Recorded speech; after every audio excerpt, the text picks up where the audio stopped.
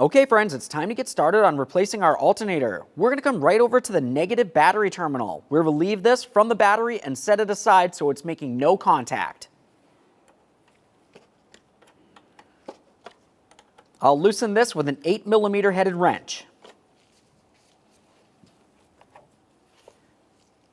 Give it a quick inspection, make sure you don't see any rust or corrosion.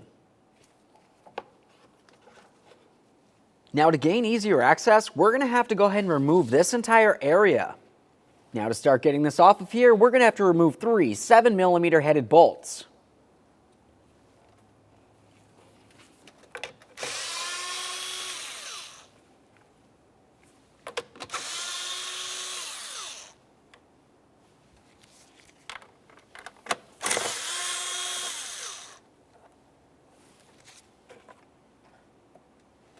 With that cover out of the way, let's go ahead and loosen this clamp. You don't have to loosen it to the point that it separates, just enough that you can carefully pull this away from the throttle body assembly.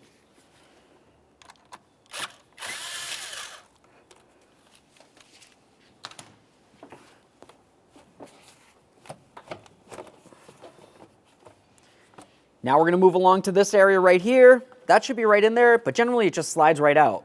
And that's okay. Moving along to the mass airflow sensor, we're going to disconnect this electrical connector. Squeeze the tab where my thumb is, pull it off of there.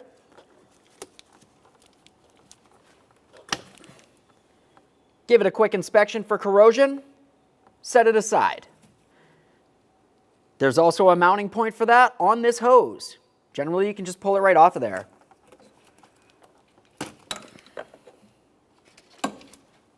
Now we're going to have to take off the upper air intake.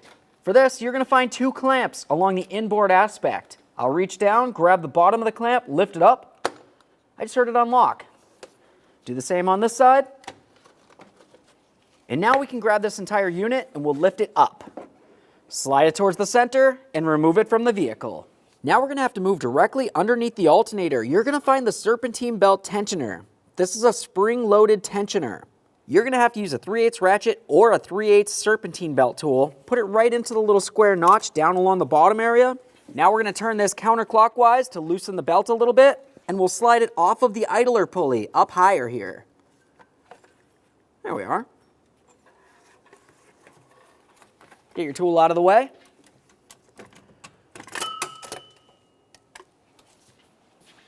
Now that we have the belt out of the way, let's continue on to starting to remove the wiring for the alternator.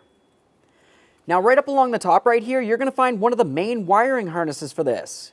It has a little ear that you're going to have to try to get under, but it's buried behind the corner here. It's fairly easy to get to using a small screwdriver or a pick. Just get in between there, gently separate the two, and inspect it for corrosion. Let's carefully get in between here and gently separate this.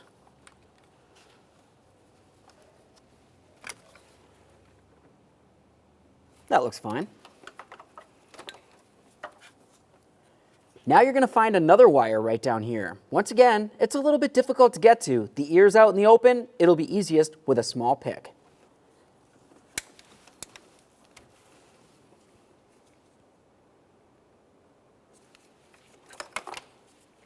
Now we're going to move down to the main power wire to this. Before we go ahead and remove this boot, I'm going to re-mention to you, you had to have removed the negative battery terminal before you do anything with this wire. Let's carefully grab that boot and we'll slide it out of position. Underneath it, you're going to find a 10mm headed nut. Remove the nut and then remove the wire from the alternator.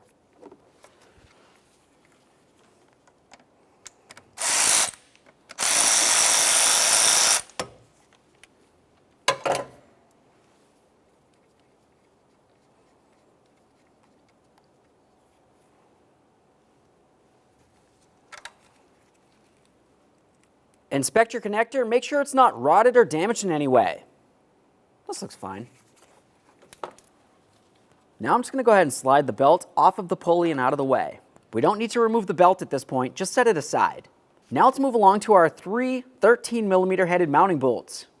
You'll find one up top that has a bracket for the wiring. 2 down below. Let's remove all 3.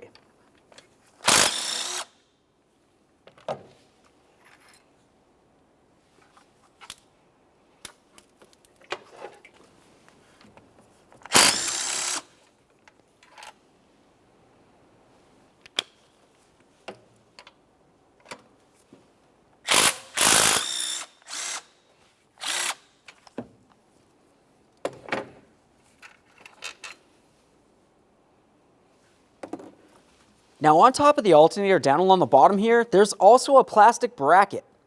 We're just going to go ahead and move that out of our way. We will be reusing it. Now we can carefully grab onto the alternator, give it a little wiggle to break it free, and remove it from the vehicle. There it is, friends. Okay, friends, now it's time to install our brand new alternator. Give it a quick comparison to the original. Make sure it has all three of the same mounting points for the bolts, and of course the areas for the wiring. Once you're sure it looks right, let's go ahead and slide it into position.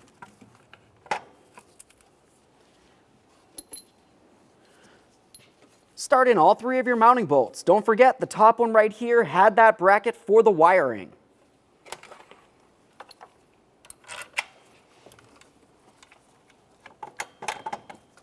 Start that in a couple threads by hand here. Make sure it's not going to cross thread in any way. Now for the bottom bolts, don't forget that there's a plastic bracket. We'll slide that right over the holes. Now we can start in our two mounting bolts.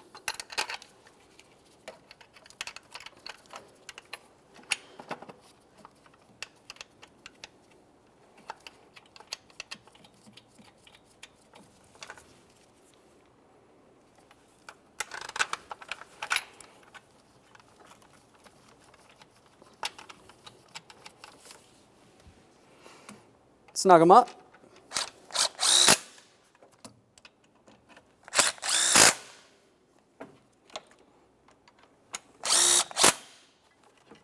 Now that we have them all bottomed out, let's torque each of these three bolts to 35 foot-pounds.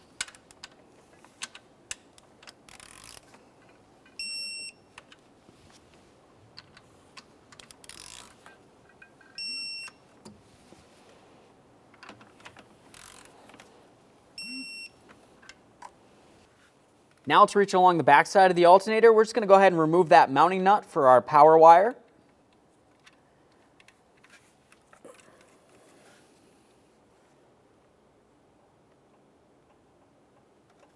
Before we go ahead and put the power wire on there, let's go ahead and clean up the ends where it's going to connect onto the alternator. Clean up both sides.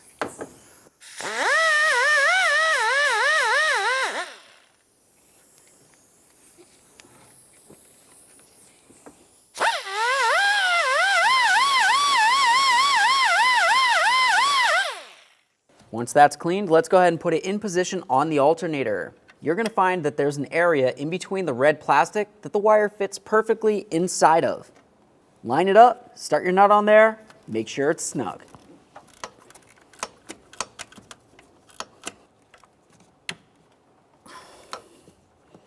There we are.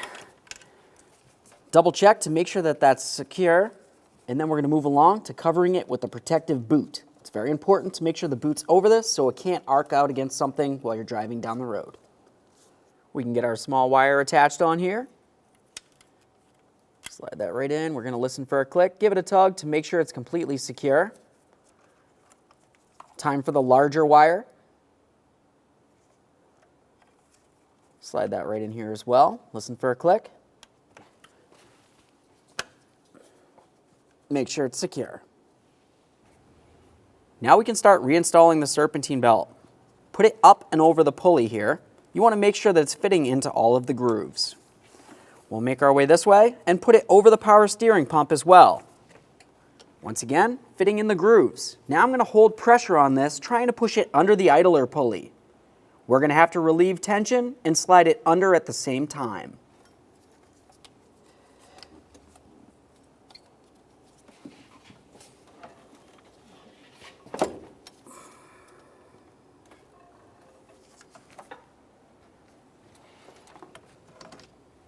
Once you feel as though you have the belt on there, just double check to make sure it's sitting inside all the grooves. Some of the pulleys will have grooves, others will be smooth like this one. Now once you're sure that everything's torqued properly, let's continue by putting the air intake back together. I'll take this cover and I'm going to slide each of these three ears into their corresponding holes in the lower box. Now I can carefully start swinging this down into the proper position and we'll line it up with the throttle body. Go ahead and slide it right on there. Press it in as far as it can go. Once it's bottomed out, tighten your clamp with an 8mm or flathead screwdriver. Make sure it's nice and tight. Now let's move along to this hose as well. For this, I'm just going to grab onto the air intake, gently flex it a little bit, and then slide it into position. Now it's time to start reconnecting the mass airflow sensor. Let's start with the mounting point. Slide it right in here. Electrical connector, slide it in, listen for a click. There it is. Give it a tug to make sure it's completely secured. And now we're going to reach down and lock in both of our clamps.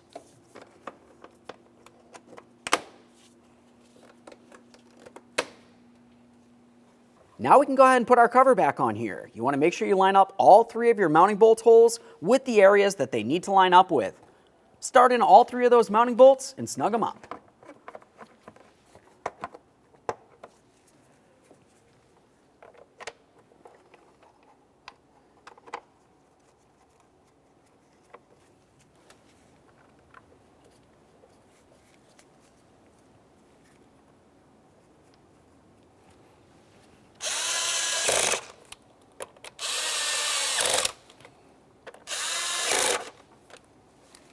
Let's make our way back over here and reconnect our negative battery terminal. Press it down as far as it can go and make sure it's nice and tight.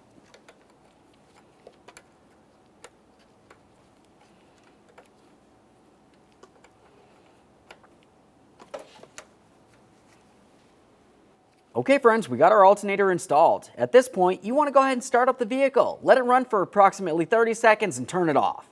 Make your way back under the hood, double check the belt, make sure it's sitting on all the pulleys correctly.